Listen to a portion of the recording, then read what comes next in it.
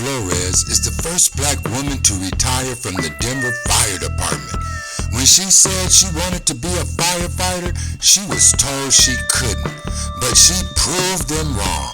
Seeing someone who looks like them in that role empowers young people and creates a lasting positive impact.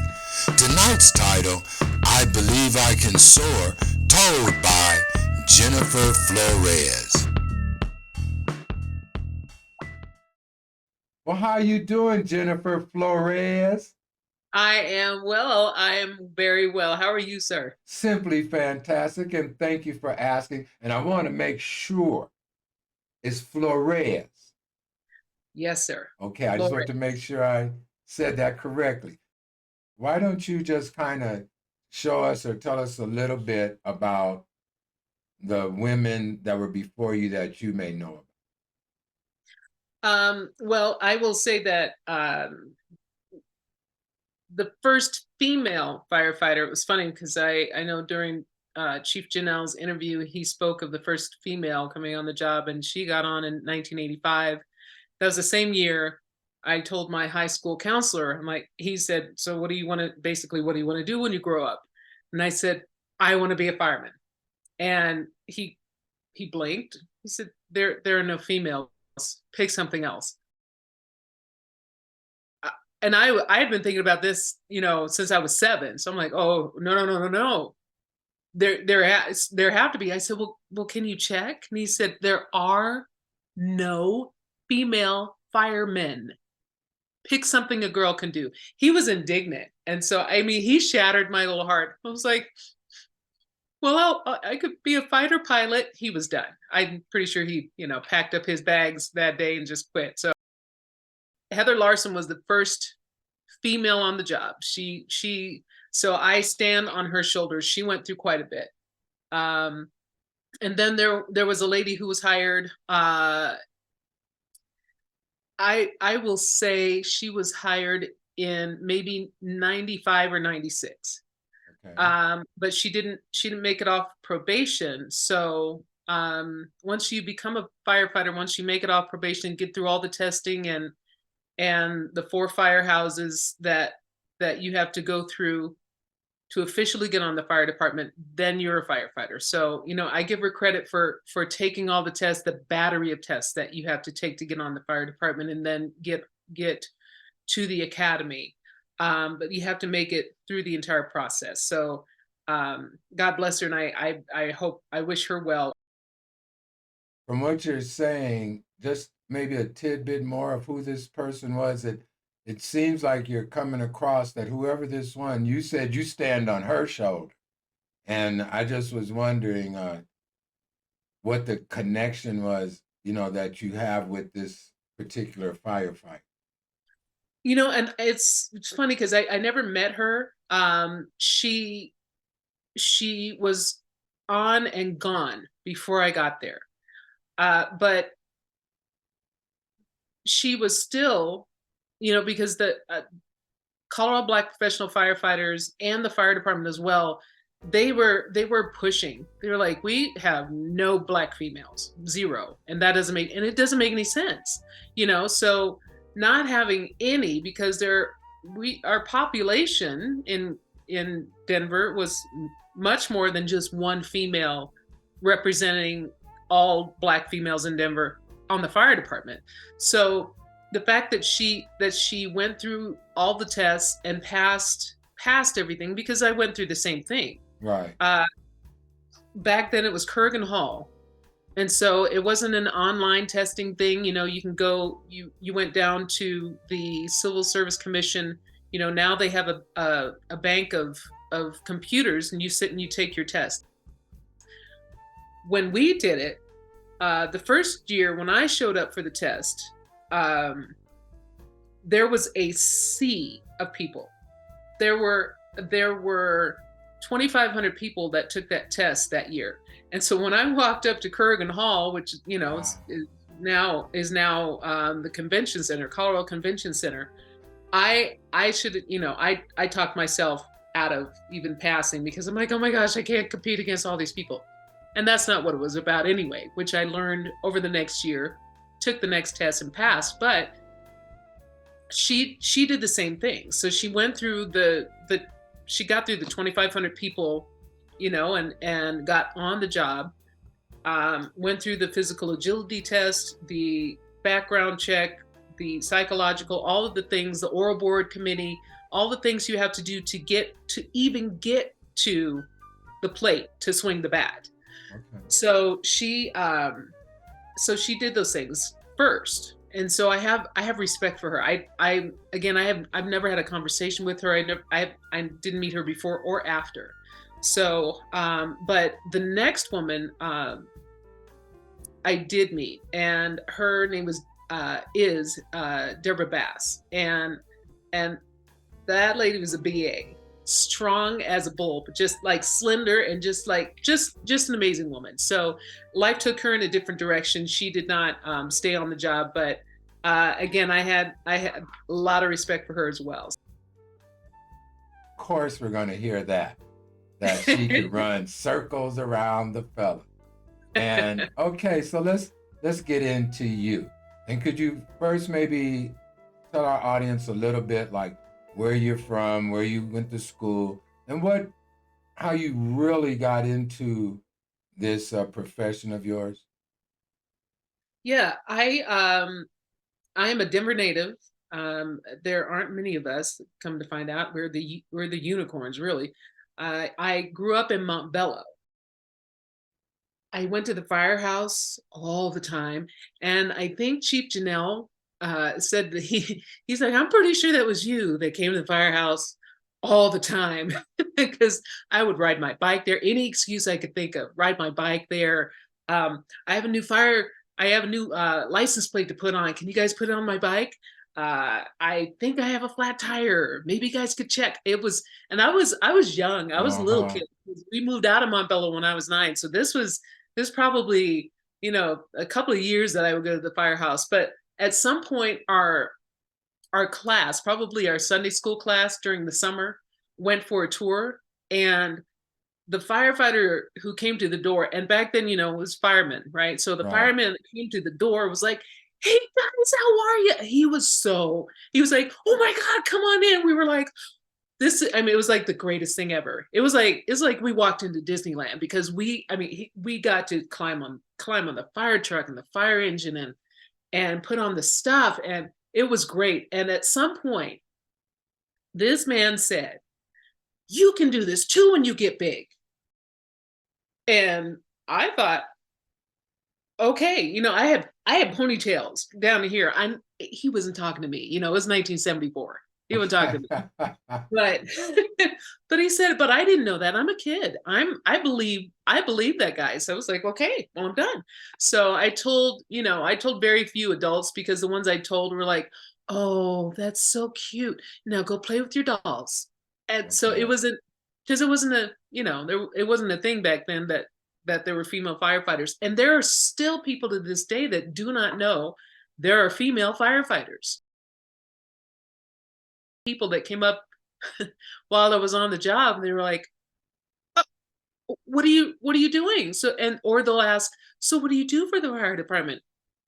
"I run into the burning building right there. That's what I do." It is not a normal thing. It's like if you think of a fire and the house burning, and could be a guy like me laying in there. What you gonna do? I mean, even in my own mind, what are you gonna do with a man laying there that needs help or something? Extensive training, and you have to be able to do the job. To piggyback on a lot of what Chief Janelle said, when they used to have the height requirement, and they used to have those things, but we still take the same test, the same physical agility test, and working out. I loved working out, and I was big on leg day, so having upper body and lower body strength, but being able to pick up 160-pound dummy during training, and being able to drag that dummy, across, at least, I think it was 250 feet at the time. Wow.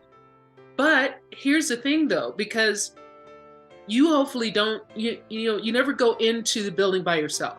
So having a team of people to be able to get that person out, that's what it's for. At least 2 in, 2 out. My dad was like, you no, no, no, no, no, no, no, you can't do that. Like, Dad, he said, it's just too dangerous. I said, but the training we get, they teach us how to get out of situations. So, it's not just getting into the building, it's also getting out. And very importantly, getting out. Not just, the person we're in there to help rescue or assist, but also to get ourselves out and our fellow firefighters. So the training week that we receive is amazing, and I think Denver is one of the top, of course. Okay. You talking about talking to Mr. Janelle there? I guess the boats are in Colorado. You ought to just, yeah. Okay. I don't want to.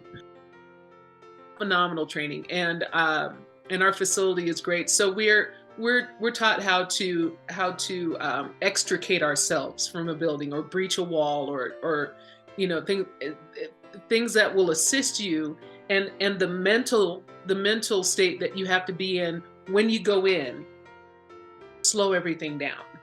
So while you're acting quickly, you still have to concentrate. You still have to be able to make that decision. Okay, I did I go left or right coming in here? So they teach you all of that, and it's really, and then you, like you said, if you're in there, what am I going to do? I'm going to get you out. So whether I have to, hey, so let's go. So there's no follow the sound of my voice. I'm where there's no fire. We don't do that. we get in there and we get you and we get you out. I've actually been in buildings that were on fire. Oh, yes. And if our audience don't know by now, if I'm saying this correctly, you are the first Black retiree female retiree of the Denver department. Did I label that right, or would you like to say that again? You are the what? I am the first Black female to retire from the Denver Fire Department. 25 years. Yes. Is that a first and only? It unfortunately first and only. Yes, first and only Black female.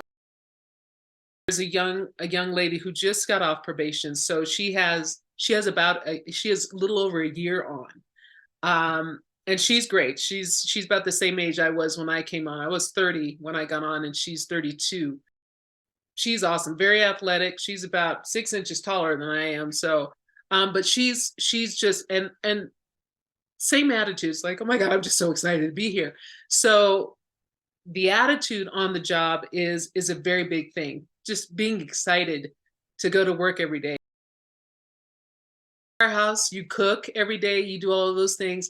But as far as being the only retiree, it's kind of sad. This is an opportunity that I know that many young ladies don't know about. It's just because it's non-traditional. Of crews there's a 4-person crew. The majority of the 4-person crews that you see are all males, whether there are minorities in there or not, people of color on that crew or not. Our crews out in Montbello when I was on, we had Black, white, Hispanic, female, so it was awesome. We had a phenomenal firehouse crew, and the mix was amazing. What I understood is that firefighters have to stay like on the job 2 days on or 2 days off. You all have to eat together.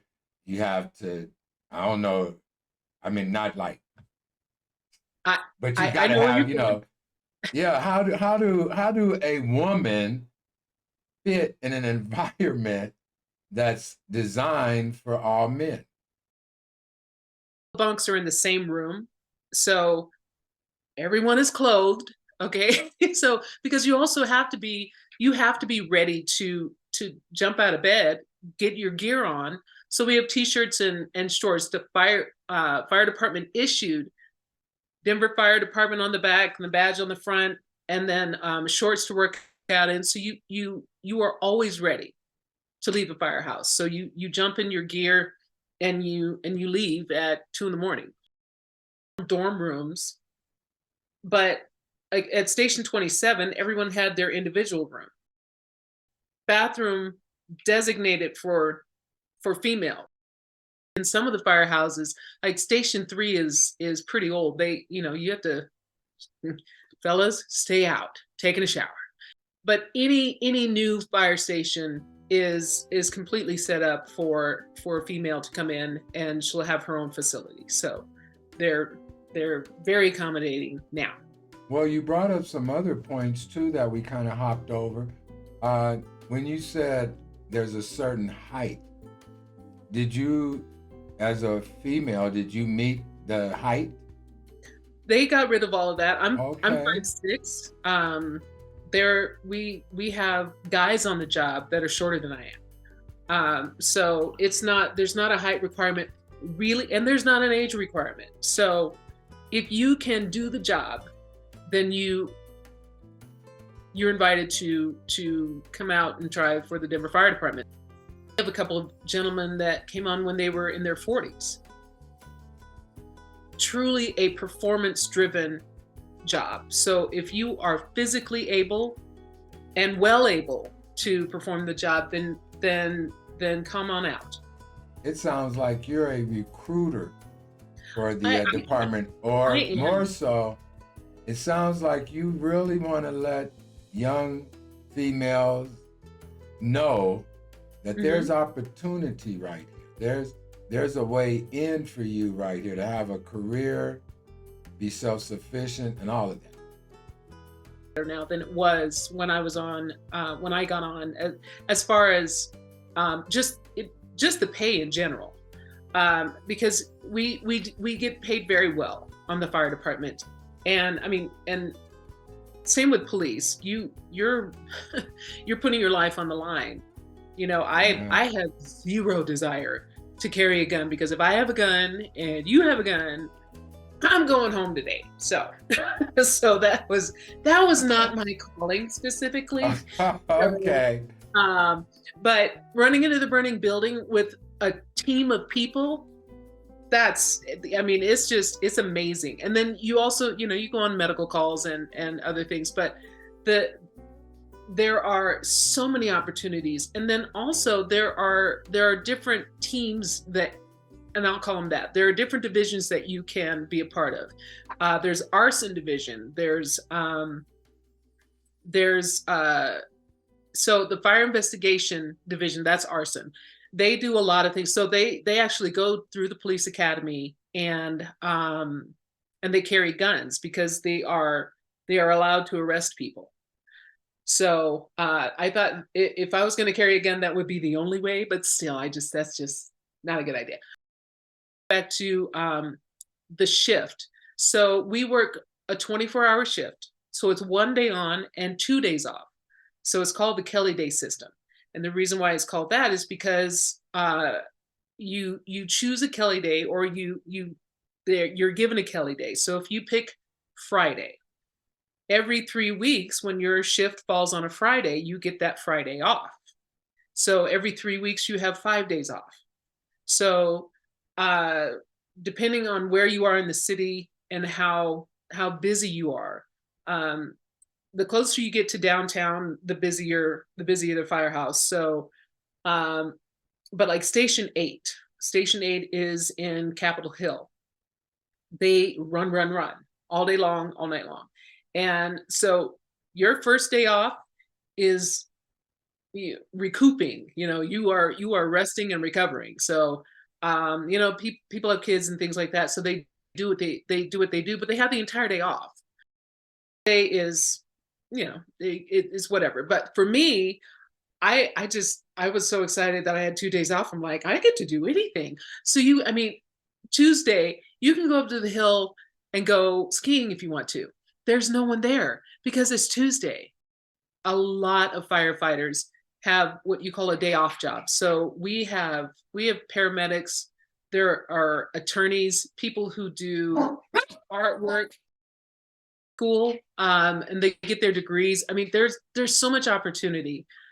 It's just one opportunity for our young people now, because now they understand, you know what, I can do anything I want to, and there's no one who can tell me I can't. We have people breaking the color barrier, the sex barrier all the time. You know, there are women like you can be a neurosurgeon, you can be a rocket scientist. I think are fields where they see people who look like them. There aren't a lot of people who look like me on the fire department. There was an article just recently about 3 young ladies actually on the Aurora Fire Department. Okay. And yeah, and I think that is phenomenal. And I don't know how long. I think the one who's been on there the longest is 11 years. I have to get in touch with them. I just so I can go and hug their necks and say, hey, I'm so glad for you. That this is an opportunity not just for young Black women, but for people of color, people who just have never been encouraged to do something that they didn't think was an opportunity, because the majority of our department are white males, and some crews are all white. And so if that's all you see, then sometimes it's just not encouraging. You love seeing us, no matter what the crew looks like. It's like, oh my gosh, the fire truck is here. This is awesome. This is great. Because that's the same way I felt. Every time we go to the store, and I'm like, it was awesome. When I was in high school, I was told you can't because you're female. And I had not yet seen a female on the fire department. And my mom and I were in the car one day, and we're getting ready to go into a Blockbuster Video. That's how long ago this was. That's a while back.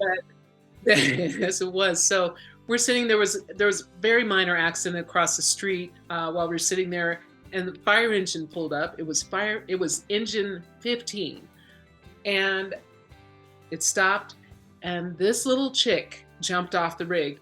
And I was so upset. I mean, I'm happy for her, but I was so upset.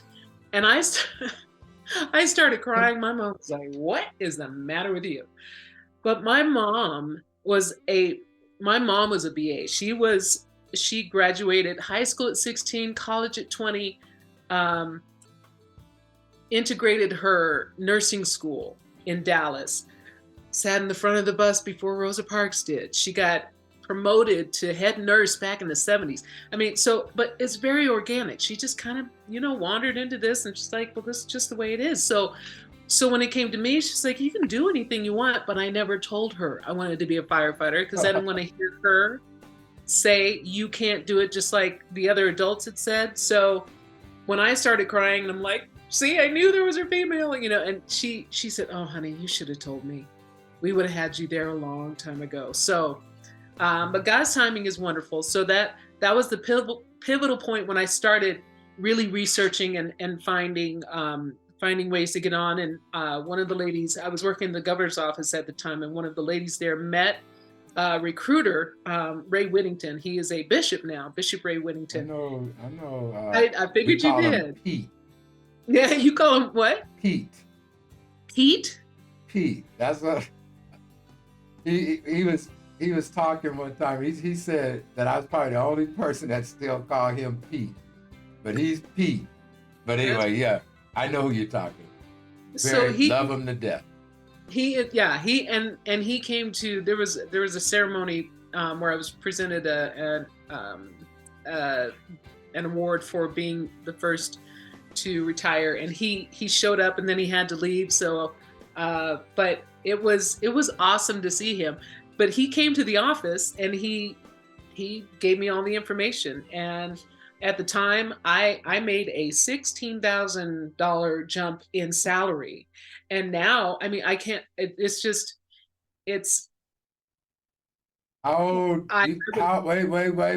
wait.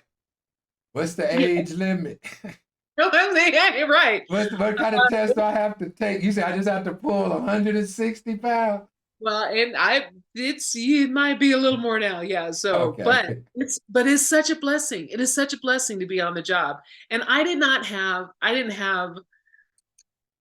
I had very few issues with with race. You know, I didn't have any. I didn't have people.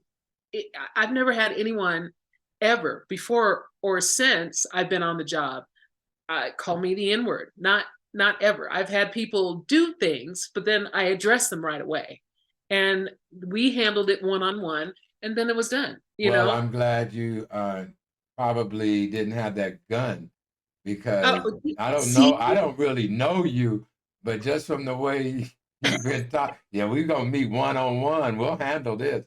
we'll meet out at the flagpole after Yeah, school. yeah. That's what it sounds like.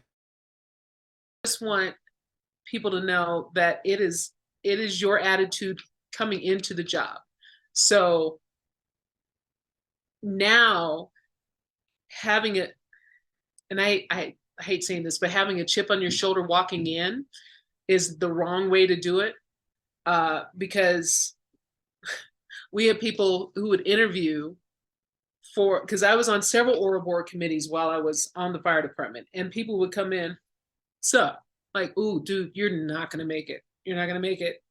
Or we had one young man, he was Latino, and the chief on the oral board was Latino. He shook all of our hands. Ma'am, how are you? Sir, how are you? Sir, how are you? And then he went to the chief as he was shaking his hand. I'm like, so he afterwards he's like, did you see that guy? He bottled me. I'm like, oh boy, oh, yeah, don't do that.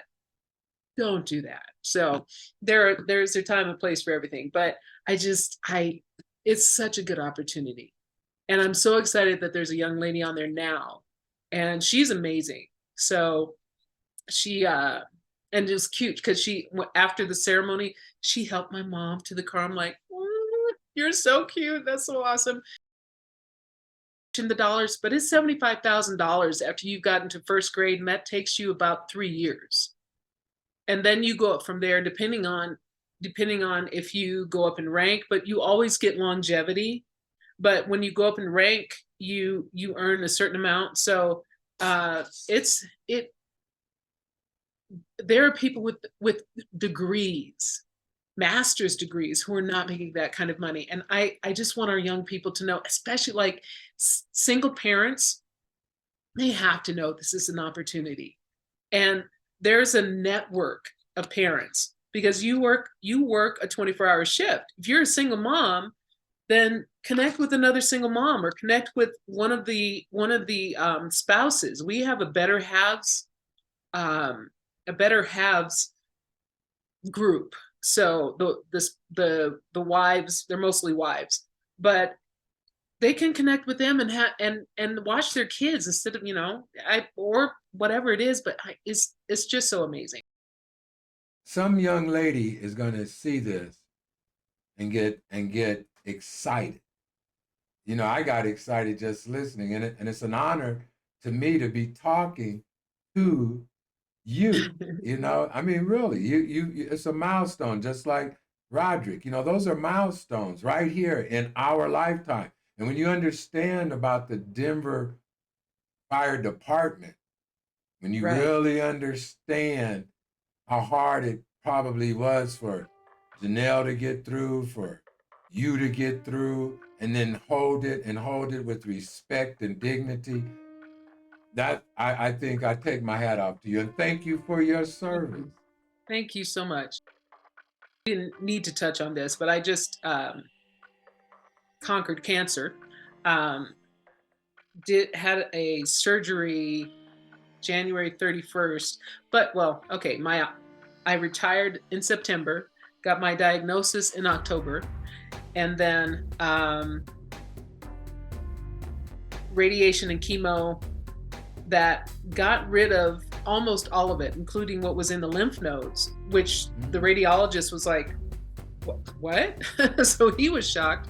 But the Lord had already told me my healing was going to overtake my treatment. So he did exactly what he said he was going to do. I had a little bit of of cancer still left. So they did a full hysterectomy to get rid of it. But by the time they sent, what they removed to the pathologist, he said, there's no cancer here. Like, that's because God said he was going to take care of it. And he did. So there. You know what? So I'm going to tell you this right now.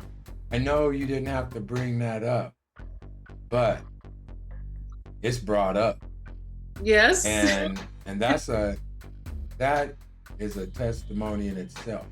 It is. It really is. And I like the way that you are saying how the Lord healed.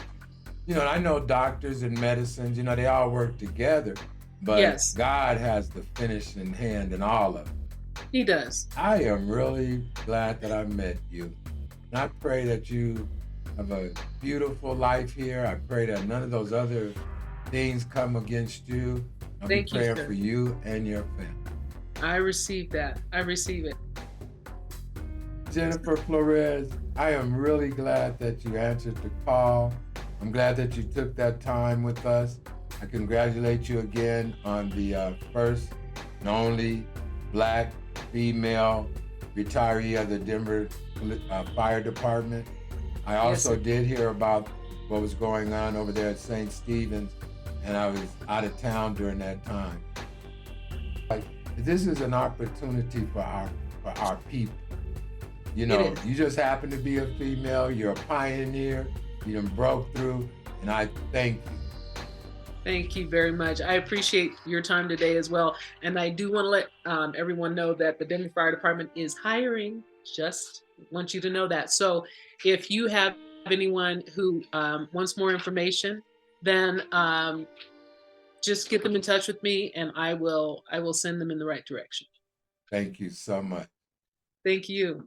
Well, another episode of Where Were You? And we would like to thank our guests for this evening. Also want to thank New Me. New Me helps sponsor Where Were You? So go on and check it out. New Me /Arkway. Also, go on and hit that like. Go on and hit subscribe. Go on and hit that share. Go on and leave a comment. And if you find anyone that has a story, let me know. And hey, you bless someone today.